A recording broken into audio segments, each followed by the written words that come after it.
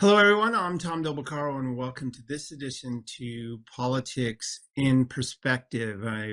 Sponsored by politicalvanguard.com, and I want to thank the AUN network for broadcasting us along with, you can find us on YouTube and on Rumble. In this week's edition, we're going to talk a little bit about the spending crisis in Washington, why it matters. Our guest is Fred Lucas, who wrote a book called Abuse of Power that talks about the Trump-Zelensky relationship and try and get to the bottom of what's really going on there, who this Zelensky guy is, even Alexander Vidman. That'll be the second part. And then the third part, we're going to talk about Gavin Newsom and his new podcast. What's he really after? Is this a rebrand? And what are conservatives doing on his network? We'll talk about all of those things in today's show. First, though, let's start with the spending crisis.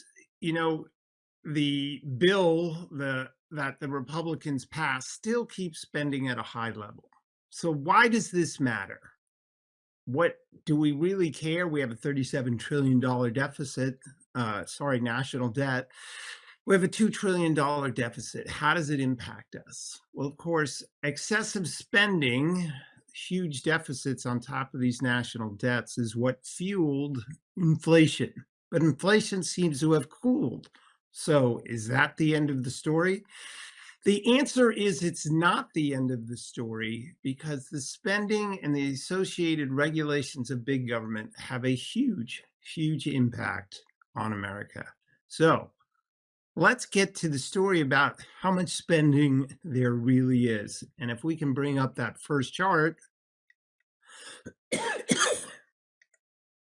take a gander at that.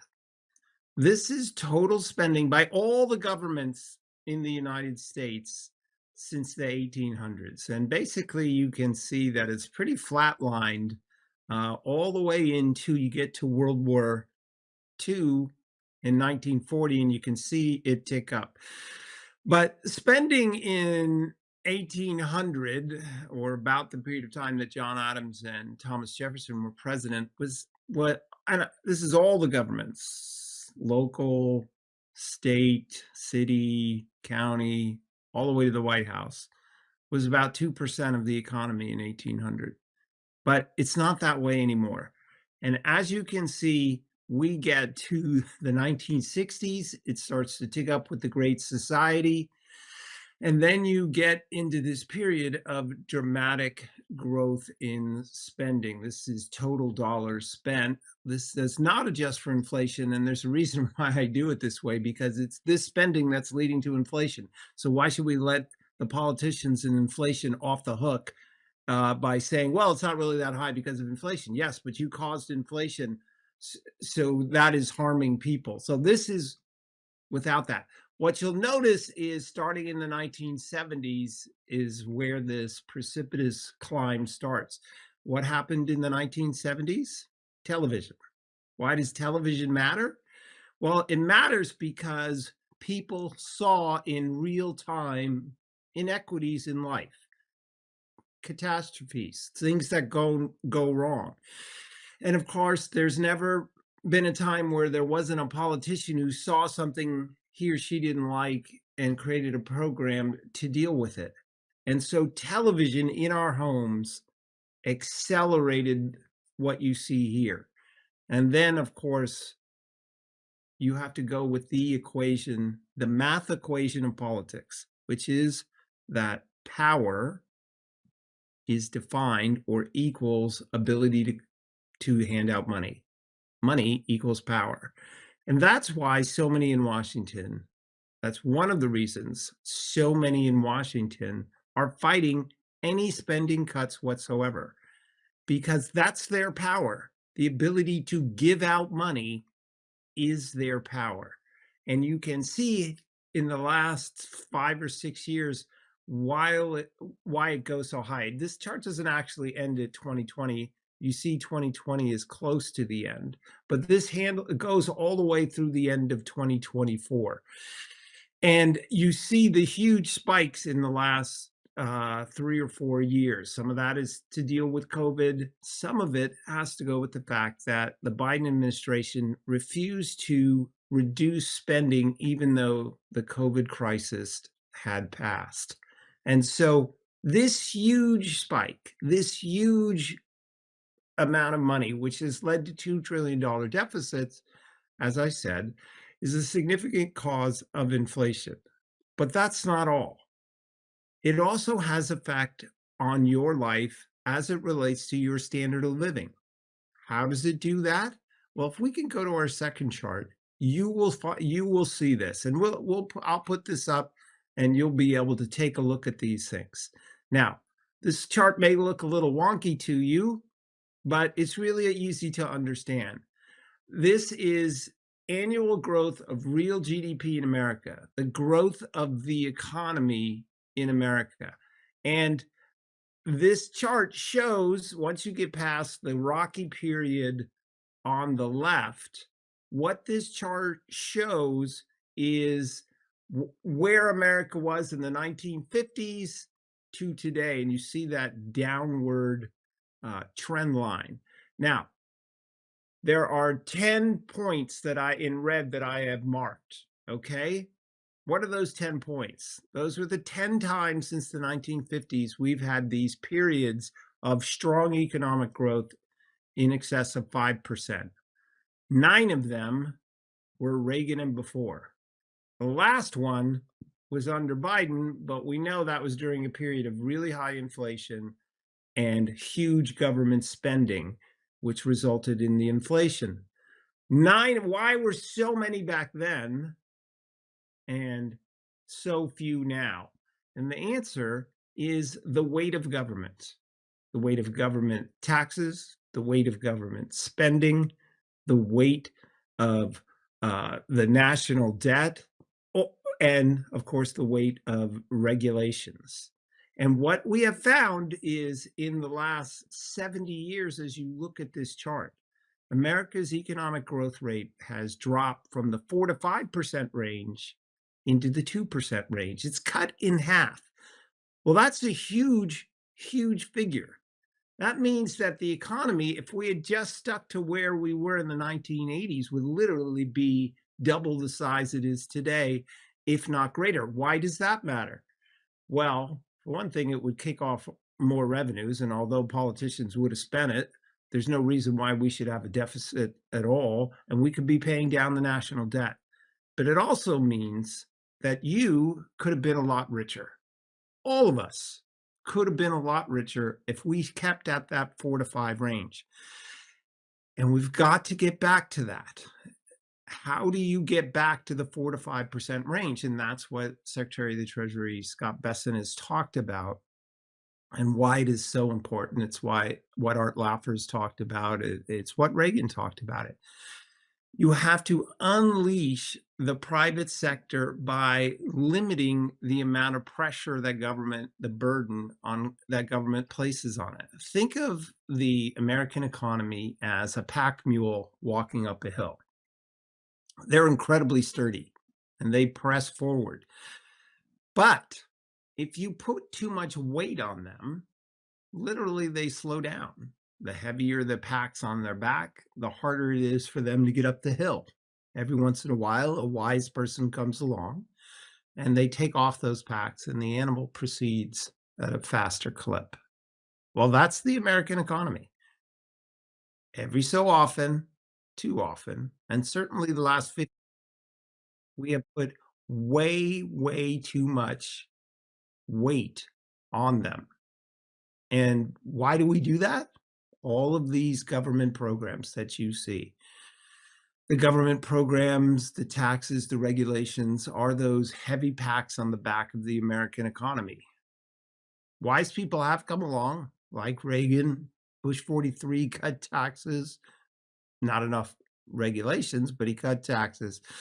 And of course, now we have Donald Trump fighting so very hard to reduce the amount of regulations and the taxes on this pack animal so it can go forward. But his ambitions and what is good for you is running up against this issue of power is derived from spending money. So, one of the great reasons why the Democrats are fighting so very hard is because they don't want to lose that power. And they're, of course, hiding their deals like the Stacey Abrams deals, where they all get rich by giving money to NGOs. Yes, we have to root out fraud. There's a 2010 video of Chuck Schumer. Gotta love the internet, brings these things back. A 2010 video where Chuck Schumer is saying, we've got to get rid of the waste, fraud, and abuse in Medicare. Absolutely. Why should people who don't deserve it get it? Doesn't that harm the people who do deserve it? Absolutely.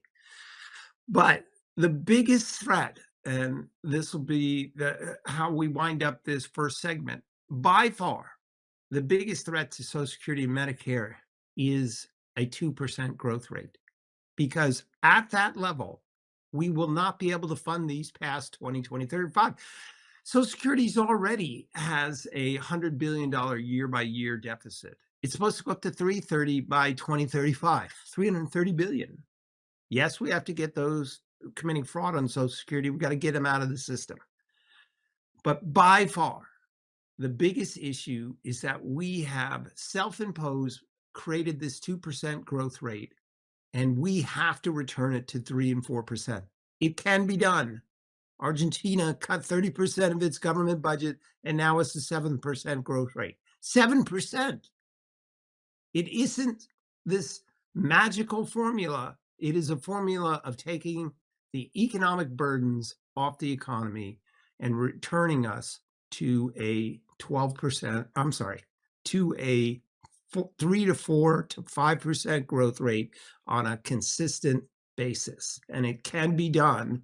It's just a matter of American will and Americans demanding of their politicians that they no longer can do business as usual. So that's our first segment today. We're going to talk to Fred Lucas coming up about what's really going on with Zelensky and who this guy is, and was Trump, what was his relationship in the past, what is it now, and what we can do going forward. I want to thank again the AUN Network. YouTube and Rumble is where you can find me on Politics in Perspective, and we'll be right back.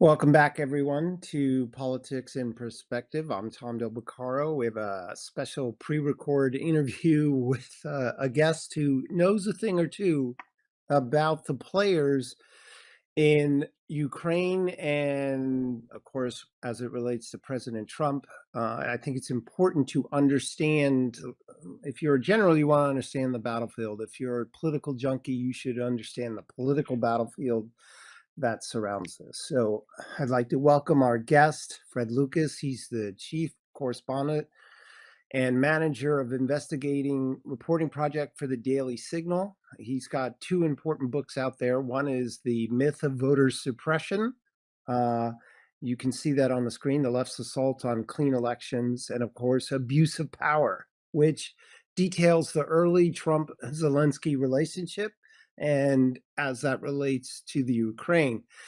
And it's important, again, I think, to understand these things. So, Fred, thanks so much for joining us today. Yeah, thanks so much for having me.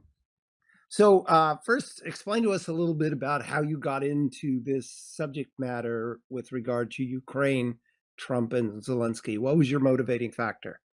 Well, initially, I was reporting heavily on the impeachment going back to 2019.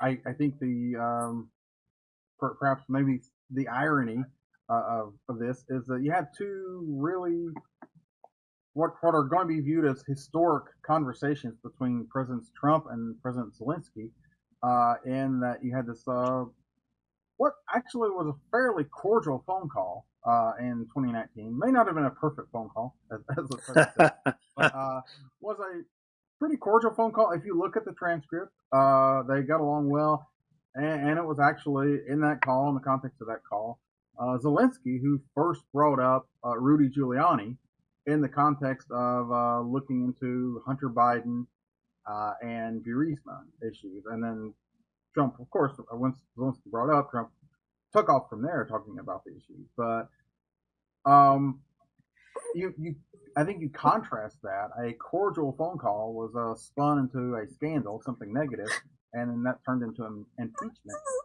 You look at this very testy, confrontational Oval Office meeting. That appears likely to turn into something positive, maybe two positive things: a U.S. mineral deal with Ukraine, and also a maybe a peace deal between Russia and Ukraine. I think if one happens, the other happens. So let's drill down a little bit more because you write that the truth of that phone call was very different than it was portrayed in the media and eventually the impeachment of President Trump. Why don't you tell our viewers a little bit more about that? Yeah. I think in the media and Democrats, they were looking for an impeachment. They, I think, at the time, House Democrats were very deflated after the Mueller report came through. Did not show that there was Russia collusion. So Yeah, they you looked. just stop right there. They were disappointed that the United States election was legitimate. Go Yeah, on. yes, they're very disappointed. They invested so many talking points into saying that the 2016 election was illegitimate, and they had a in fact, Abuse of Power, the book talks about how from the moment Trump was elected, Democrats and much of the legacy media had set up this narrative of illegitimacy around Trump's victory in 2016. Um, when that was just they were deflated by that. Of course, they you had a lot of people who wanted to impeach Trump for something, anything, and Traffic ticket. yes, and so this was a suffice. Um, Pelosi was actually, and like the book gets into this just based on the interviews from people within Congress on background. Pelosi was very reluctant. She didn't want an impeachment. She, in fact, thought it might help Trump in the end, and on some level it did. He would brag about being acquitted by the Senate, and so she just wanted to avoid that. But she was pressured by her caucus to push that forward. So we ended up with the and much of the media, much of the anti-Trump media, framed this as a frame that phone call as Trump bullying Zelensky, and and and and we saw Adam Schiff, who was vested more than anybody in the Russia narrative, and was let down after the Mueller report. He started pushing this as saying, well, Trump doesn't want the next election to be legitimate because he's getting help from Zelensky. I also think a very important part of this is that now it's somewhat viewed as maybe a partisan issue. Zelensky sort of viewed as a partisan issue in terms of Democrats being more supportive than Republicans. But I think at the time, Democrats put Zelensky in a pretty negative light to his own country. And I think that they frame him as being a weak leader and being bullied by Trump when they and you know that's not a good situation to be in. Yeah, I mean, think about it today. Think about it today. Now they portray him as this mythical figure, Yeah, fighting Thor, taking out David and Goliath. But back then it was the opposite. He's weak and effective, and the terrible Trump is bullying them. But right. they've been known It was to all about argue. it was all about maintaining a narrative as much as anything else. Yes, they've been known to go both. Okay, so but you gotta finish the murder mystery or the impeachment mystery. Uh, Suddenly, the transcript in bits and pieces comes out, And this character becomes famous. I don't know how Mhm. Alexander Vindman became whatever. I have pretty strong thoughts about him. But That's who the Colonel hell Vindman, is this? if you remember that. Who the hell is this guy? And what was his role? And what's the truth about him that people should know? Well, yeah, Colonel Alexander Vindman is he was at the time part of the National Security Council, dual But how citizen. did he get there? Um, well, I mean, he was an army colonel. He climbed the ranks and some level, but he was, sort of, I think, a political character here. He um and in fact, in the book, I do get into aspects of his testimony with the Intel Committee, and in which he said, um, something along the lines of the he was asked about who sets foreign policy, and then he said something to the effect, "Well, I suppose the president does," as as if this sort of ties into the whole bureaucratic problem of far too many bureaucrats Exactly. thinking that a president is just a transitory figure, and that they're always going to they're going to see presidents and members of Congress come and go, but bureaucrats set the policy. Yeah, absolutely. So tell his role with regard to the And currently, transcript. just last year, his brother Eugene Vindman was elected to Congress and largely ran on that name. And where's Alexander Vindman from originally? Um, he did have a dual Ukraine citizenship, so whether whether he was born there, I'm not even sure if he was born there, but he did live But, there. it, but Some people he, brought up whether he had dual loyalties as well. So well, that's where the naturalized parents part of the Constitution came in the qualifications for president because they didn't want someone born in Europe coming here to become president. They were worried about that kind of thing. But it's I'm a trial attorney, and if you're uh, looking at a witness, you want to tell their background and you want to raise these doubts. But you also, I think, for the listener, it's important to understand he wasn't just uh, some pristine figure. I think he was motivated. You described one of those motivations, but his dual citizenship is interesting because presumably he has strong feelings of where the Ukraine should be going. yeah, he did, and I think even the testimony in which he revealed that yeah, where he said, "Well, I guess the president sets foreign policy." How dare an elected leader set foreign policy, and he might have been among the people who also felt like Trump was illegitimate and didn't belong in the presidency. I think elections just decide who does or doesn't belong in the presidency. But certainly, yeah, yeah. I mean, he became this sort of huge figure who turned into who the media turned into a hero, who Democrats turned into a hero during that uh, brief time. It was largely I suppose, his 15 minutes of fame, maybe a little longer than 15 minutes, but he didn't become. He did get a book deal out of it, and so forth. So, but I don't think Alexander Vindman. You don't hear much about him, but his brother might be in Congress for quite some time. Okay, so the phone call between Zelensky, ordinary terms, was that not classified, or how did it get it? Normally, it would be classified. Yes, normally it would And be how did it get classified. in? Yeah, how did it get into the public domain? Well, that also comes to Vindman too. Vindman got the impeachment ball rolling, and a whistleblower. We well, I won't bring whistleblowers up name now. We think we know who it is. It has been publicized quite a bit in a few news stories. But he made a complaint to the Inspector General of the Intelligence Services, and that's and then a report came out. That's how we started seeing this come to fruition. But yeah, I mean, I think Alexander Vindman was likely the source to this whistleblower who ended up making because a whistleblower would not have had the access to the actual phone call, was not listening in.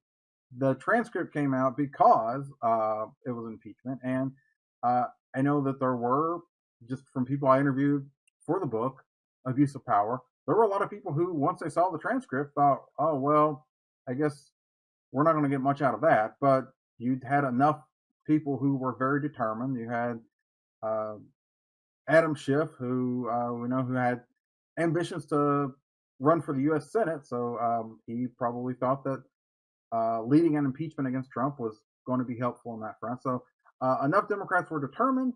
They were wedded to this narrative of illegitimacy no matter what, and they pushed through a pretty bogus impeachment in 2019.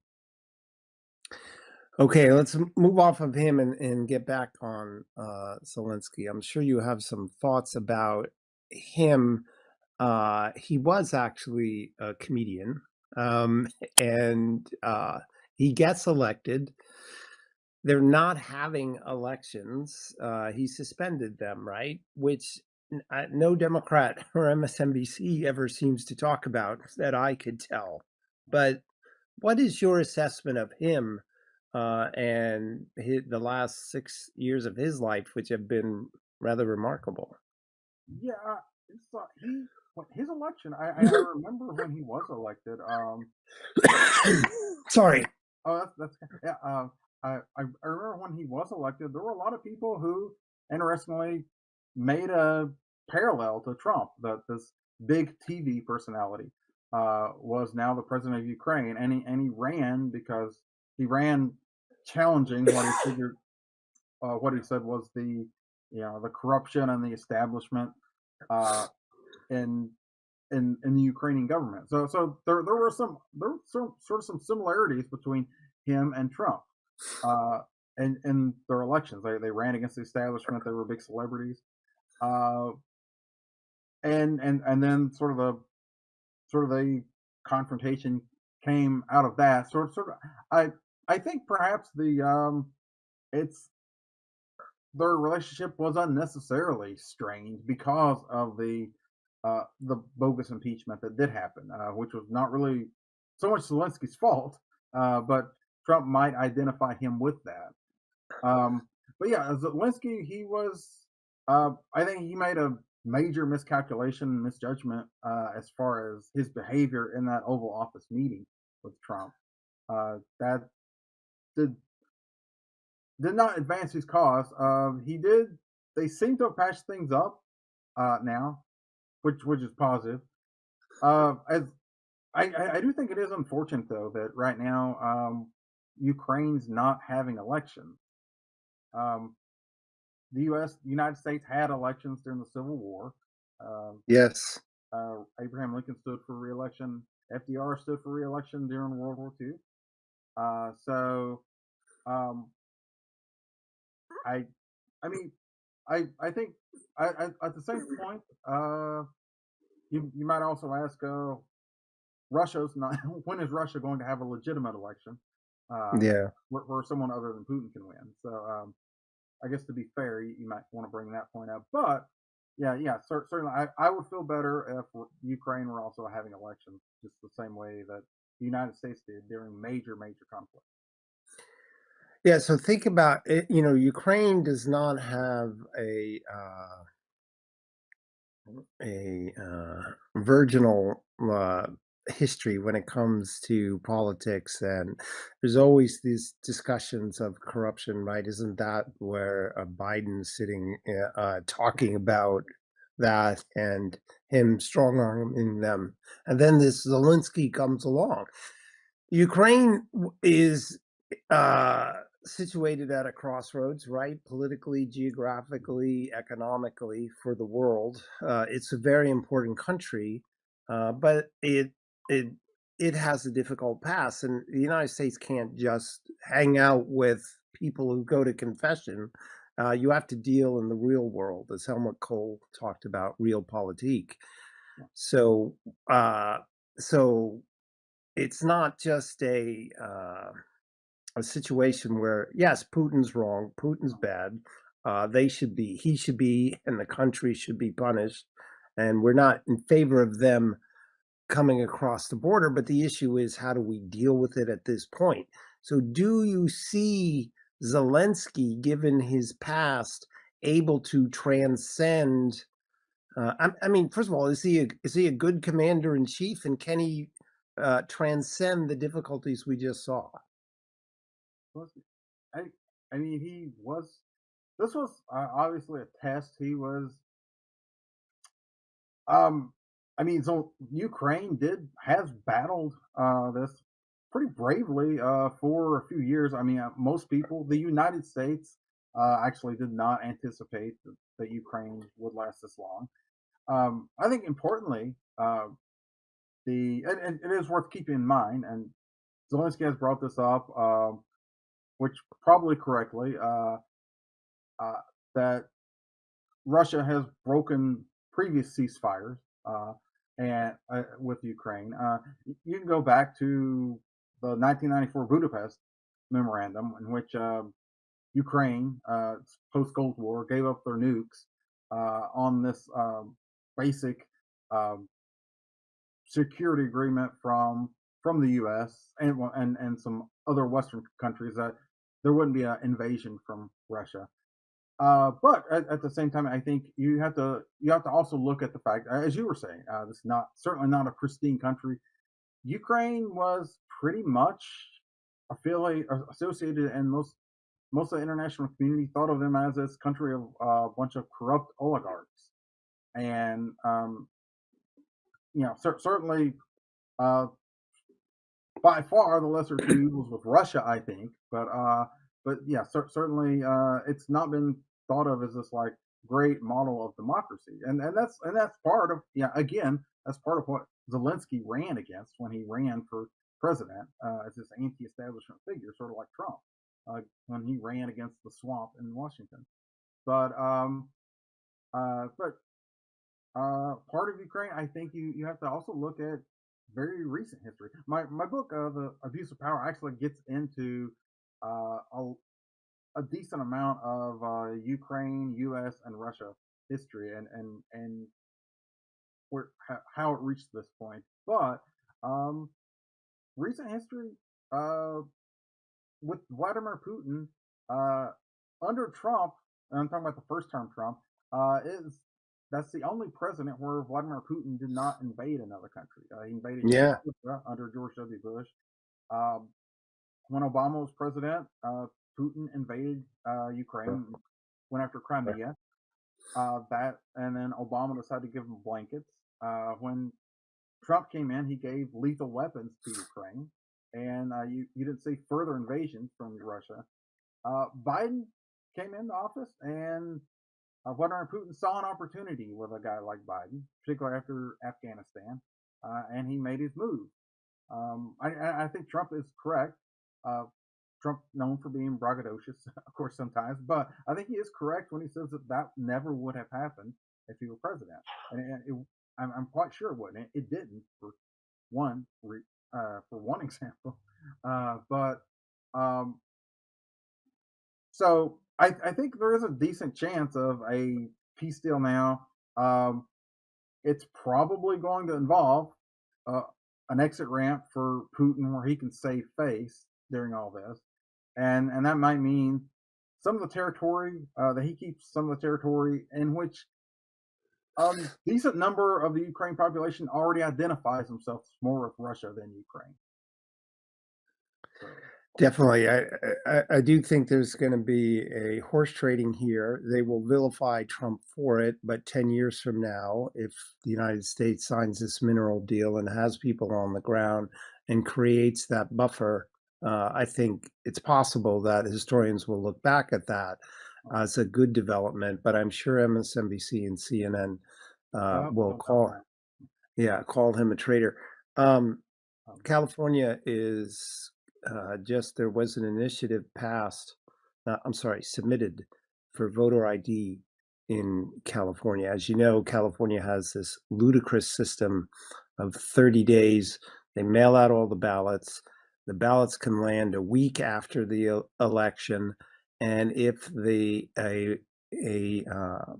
signature is kicked back, they identify the voter, attempt to contact the voter, and let them come in and cure the ballot. And so you get this 30-day election process, which, given the amount of ballots in question, it's a big deal. You're not talking about Alaska, where there's a very small define. So your book, The Myth of Voter Suppression and Voter ID, and that history, I want to, if we can get into that just for a little bit. I remember Andrew Young, the mayor of Atlanta, a black man, when the whole claim that voter ID would suppress the black vote, he said, IDs are your entrance into society, or words to that effect. Everyone needs an ID. So, where does this stand today in your mind? 80% of the country favors voter ID, or 79% since 2022 under Gallup. I just spoke to some people yesterday who believe that 2/3 of Californians, which, this is a very blue state, Yeah, support voter ID. Where where are the Democrats on this today, and what are the chances that we get uh, more and more voter ID states? I think where are the Democrats is a good way to ask it, because the Democratic politicians are against voter ID. They claim it's and that's what the book is largely about, voter ID laws. But uh, the myth of voter suppression, they claim voter ID is suppressing votes.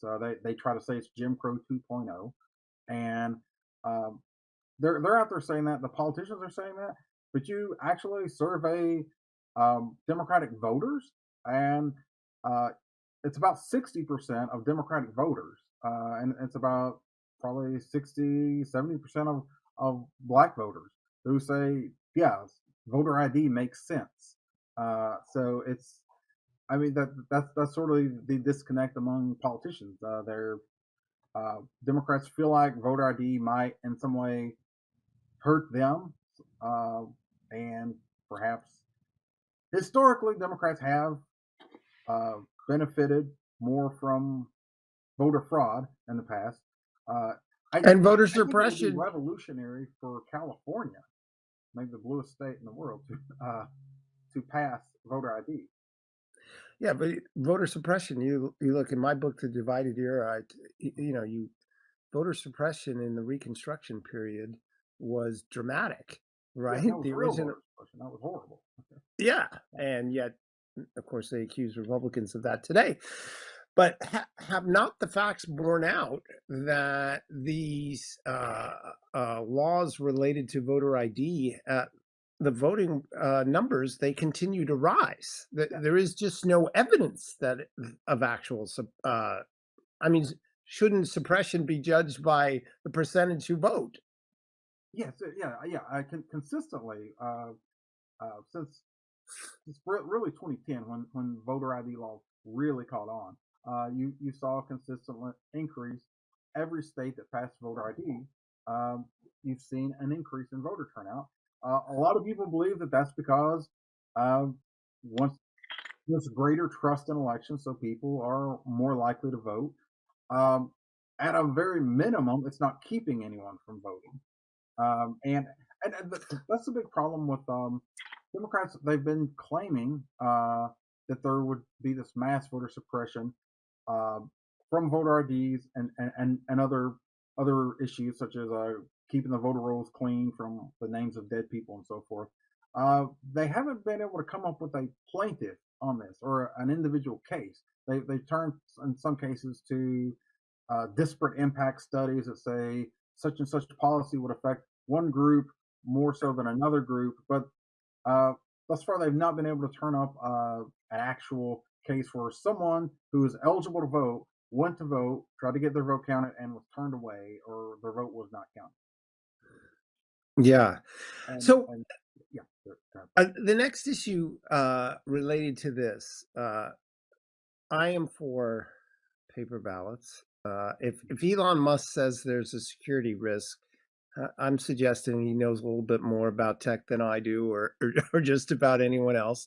So I'm going to tend to believe him. I'm for paper ballots.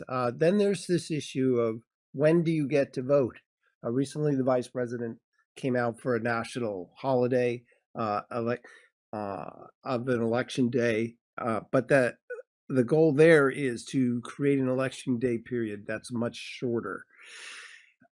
Is you know, if you look at our history in the 1800s, we had elections starting in April, going all the way through to November. Where does that lie vis-a-vis voter ID? Because I fear that a lot of people who are for voter ID are not for a shorter election period. We have seen that like that's where for the most part the more conservative organizations that support voter ID uh, they've been on the side of like a shorter election period. I mean, a lot of people would much prefer an election day as opposed to an election month. However, you certainly actually have majorities, just like we have majorities that support voter ID. You also have majorities that support uh, being able to easily mail in vote, and also to have a long time to do it. So yeah, I mean there is that contrast there. If we're talking about a single making election day a holiday, um, that's a possibility in which you can make this argument that well, if it's a holiday and everybody's off, then it's not going to be tough to vote. I mean, that's which has always been the argument for a lengthy election period. Yeah, absolutely. And we'll have to see. Now, is it mere coincidence that the red states have voter ID and the blue states No, tend not to? no. Yeah, it's not a coincidence. Um, let's point out though that in 2006 it was the Carter Baker Commission. Uh, Yes. the which is supposed to, and that's something I get into a lot in the myth of voter suppression. I repeatedly bring this up. Uh, the Carter Baker Commission, which was supposed to be the gold standard of bipartisanship at the time, had made a slew of recommendations. Those recommendations, a big one was voter ID. They wanted national voter ID. We haven't we have state by state voter ID. Um, they also wanted the commission also called for keeping the voter rolls updated, getting the names of dead people off, and they've also said uh, that commission also said too much absentee voting and too much mail-in voting. That's very sketchy. That's very risky. And if you look for probably 70-80% of the big voter fraud scandals that have happened, in which we've seen elections overturned, people going to jail, and so forth, um, those cases have almost always been absentee voting or mail-in voting. So the commission knew what it was talking about. Those three things have been the core issues of what uh, red states that passed these election reforms. A lot of the election reforms were passed in 2021. That's when Democrats started talking about it. Jim Crow 2.0. Those were pretty much what those states did. They Yeah. extended voter ID to mail-in voting, and they took control of ballot harvesting, which is a major source of fraud. No And doubt about it. We've actually run out of time, sure, Fred. I appreciate you coming out. If we could put up his stats again, his vital stats. Those are his two books. If these two issues matter to you, then you definitely should read that. Fred, thanks so much for coming on, and we'll be right back on Politics in Perspective.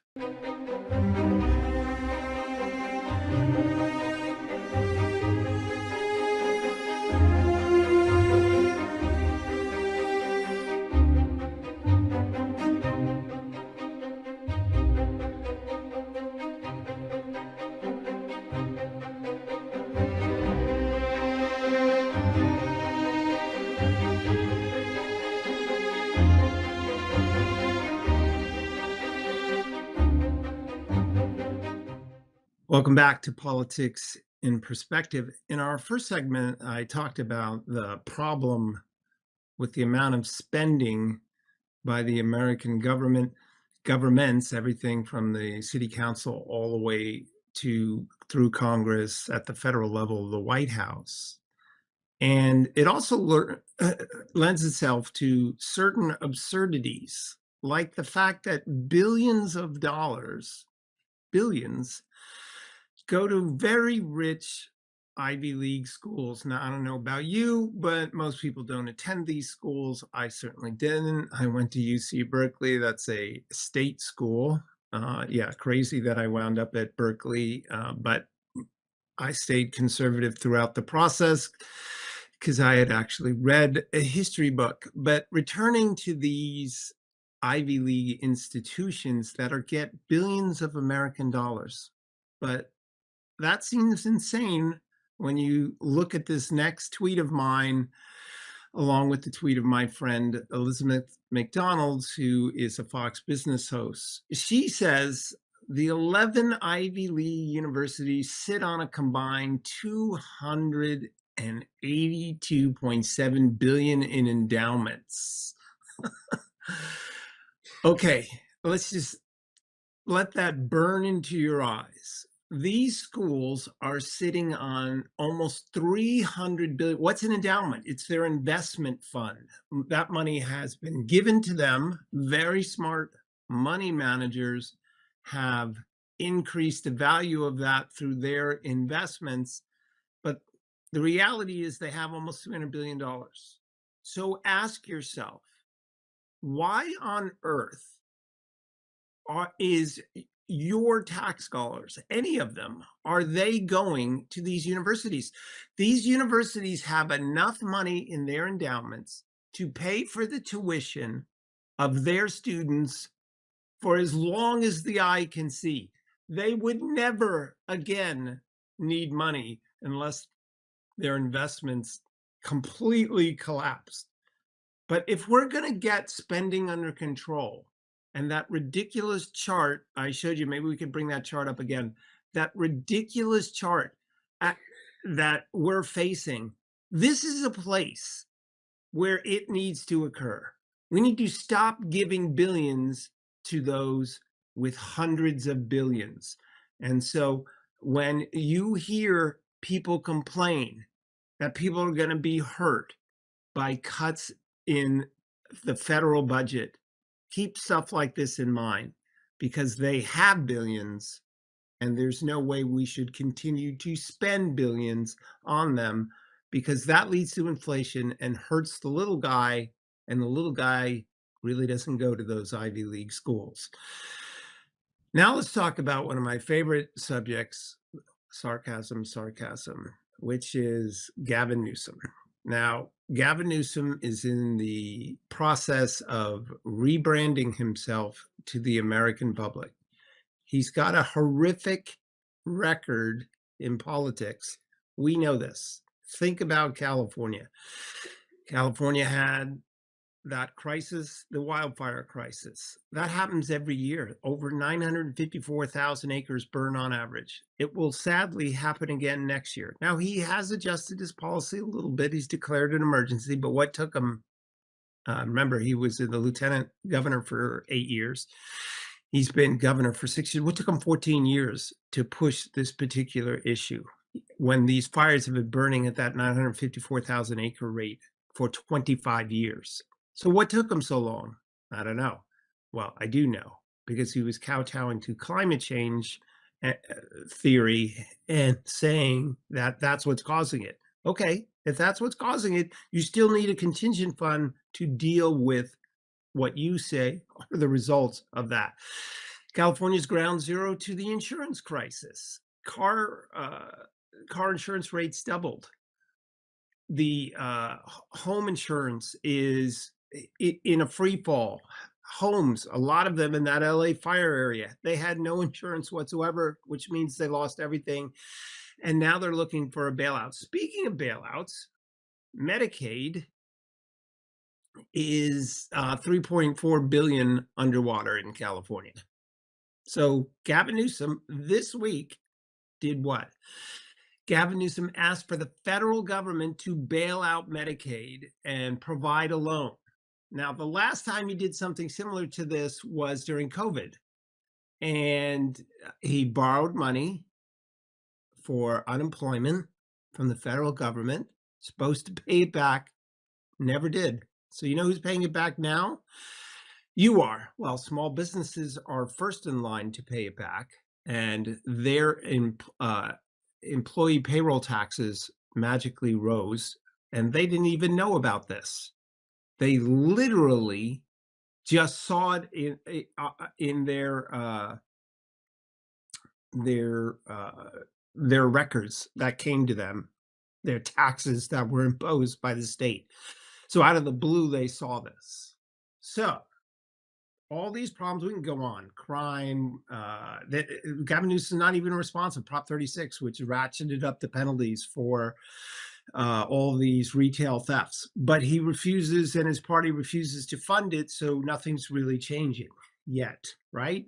All these problems. So what's Gavin Newsom doing? He has a new podcast where he's out to rebrand himself. And you know who he's using to do that? Prominent conservatives. So let's bring up my recent tweet on this particular issue. And I asked this question: why are Charlie Kirk, Steve Bannon, and other conservatives helping Gavin Newsom run for president? We all know he's running. He would have run in a heartbeat if Biden got out earlier and there was a primary, and he would have run against Kamala Harris, right? If Even if Biden stepped aside at the end, except for his immediate endorsement of Harris, he would have done that. So he's running for president. He's always wanted to be president since he was in high school. That's no joke, right? So what is he doing? Well, he is using conservatives. They have a nice conversation. They don't throw barbs at each other, but they're not rough enough on Gavin Newsom. So what is he doing? Ronald Reagan talked about the fact that the left runs to the middle, tries to sound reasonable. Remember Kamala Harris's last campaign? We believe in freedom. She was going to help small business. She's never helped small business in her life. She's never been in a small business. Her whole life's either her parents in academia or the attorney general's office or DA's. She didn't know about the private sector, but she was saying all these overtures to them. You run to the middle, and Reagan warned us that they all govern on the left. Gavin Newsom used to say you can't be pro-employee and anti-business. That was when he was mayor of San Francisco. But look where San Francisco has wound up. Look where he has wound up with the state of California. Businesses are living in droves. So what is he doing? He's in this rebrand. What do you do when you have wildfire crisis, water crisis, crime crisis, homeless crisis, poverty crisis, education crisis, road crisis, long-term debt crisis? California, you might not know this. California, in a USA Today survey, USA Today is no right-wing organization. USA Today says that California is 50th in quality of life. How do you get to 50th when you have the richest land maybe on earth? California. All those resources, an amazing coastline, huge ports, huge opportunity. And it's also 50th, and get this, this is a recent survey, right? California is 50th in opportunity. Last in the country in opportunity. On what do you judge the success or lack thereof of a politician? I would think quality of life and opportunity rank, I don't know, pretty high, right? Doesn't the left say that we live in a world where the rich get to do everything? Well, Gavin Newsom's had that opportunity, and quality of life is zero. We're the worst, 50th. So I want you to remember this, because Gavin Newsom is in a full-on rebrand. Now, keep in mind, Kevin Kiley, that was asked to come on, he's the new congressman in California who's a constant critic, more of a critic than I am of Newsom. I didn't think that was possible. but he writes a lot about it. Kevin's a great young rising star in American politics. And Kevin Kiley refused to go on because he refused to play this game. So my message to all of the conservatives who want to play nice with Gavin Newsom, you're just elevating him. He's going to be nice to you because you're going to go out there and say something nice about him. And then he's going to use that nice thing you said about him and say, I'm a reasonable person. Vote for me. And what happens when you vote for him? He would govern radically left, right? Bad things don't happen until Democrats get in. Democrats won't get in until bad things happen. Gene Kilpatrick. That's your warning for Gavin Newsom. He is a danger. Look what happened to California, 50th an opportunity, and don't let that become America. So that's our show this week. We'll be back next week, of course, to talk more American politics in perspective with